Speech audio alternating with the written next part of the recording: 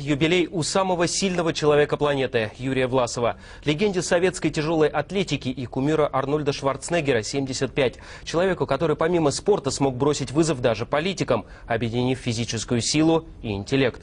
Александр Бузаладзе о том, что значит в жизни выйти на помост.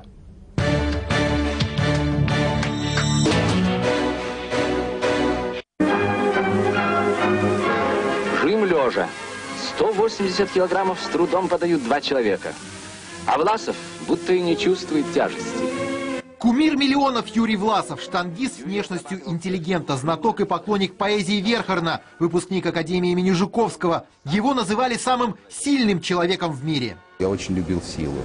Я еще нагружал себя дополнительно. И я хорошо подготовлен был к тем нагрузкам, которые предстояло делать. И мне очень легко пошла тяжелая атлетика, очень быстро и сильно. Главный соперник Власова – гигант Пауль Андерсон из США по кличке «Подъемный кран». Объем бедра исполина 1 метр, вес 170 килограммов. Именно его рекорды и побьет Власов. Власов просит добавить вес. 202,5 килограмма.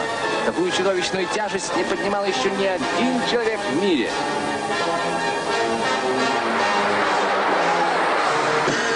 Мировой рекорд в троеборье американца Пауля Андерсона. Мы выступали, чтобы не проиграть, а чтобы задавить американцев обязательно. Это было огромной радостью, когда мы побеждали. Американцы приезжали румяные, загорелые, они в обилии фруктов купались. Они готовились в Калифорнии, загорелые, здоровые, а мы были их на молоке и мясе. Бутерброд, 2 яйца, зеленый лук, стакан молока. Оказывается, чтобы стать богатырем, вовсе не обязательно съедать по 10 отбивных. В самый пик карьеры на одном из чемпионатов мира в перерыве между подходами к Власову подведут 15-летнего жилистого австрийского подростка. Всего несколько слов чемпиона, возможно, предопределили судьбу и будущее великого культуриста, актера и губернатора Арнольда Шварценеггера. А я наговорил, не помню что, потому что я был возбужден и говорил только: не бросай спорт, люби спорт, все будет прекрасно. Я сам прошел через такие испытания, и он поверил, слезы на глазах ушел. И я забыл про него. А потом узнал, что он такие добрые слова при мне, а потом подписал, прислал мне фотографии моему идолу и расписался. Я очень тронут был. Дружба с писателем Львом Косилем помогла Юрию Власову осуществить свою давнюю мечту – писать книги. Потом он скажет, что самая большая любовь – это литература. Он пишет первые рассказы, но самое заметное место занимает книга «Особый район Китая», написанная Власовым по данным архивов КГБ и дневникам его отца, советского разведчика и дипломата, полковника ГРУ Петра Владимирова.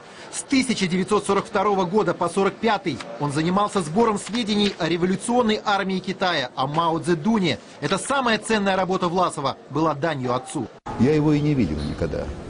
Но он писал мне постоянно большие письма. И на письмах от 11, 12 лет, 13, 14, 15, 16, 17 лет я вырос на этих письмах. Огромные письма, сердечные, и с пониманием жизни, с пояснениями того, как и надо, и что идти.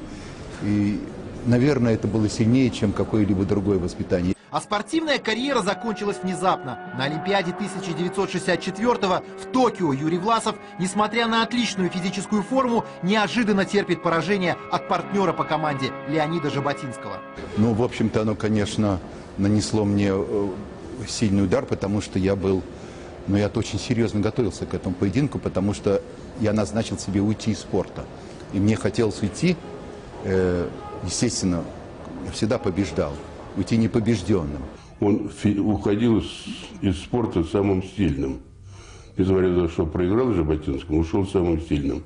Он мог еще несколько лет поднимать эту штангу и наверняка бы встретился со мной. В 90-х Власов пробует себя в политике.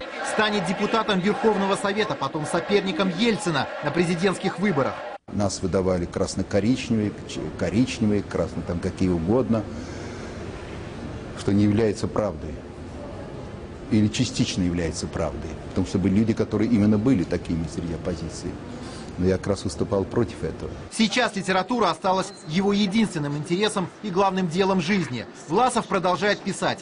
Мне бы здоровье настоящее, большое, я бы очень много сделал. У меня начато столько книг, что я когда посчитал, мне надо лет 60 жизни, чтобы все закончить. Я очень люблю жизнь. Я не жадничаю, не цепляюсь за нее. Я иду навстречу всем испытаниям, даже сокращая свою жизнь.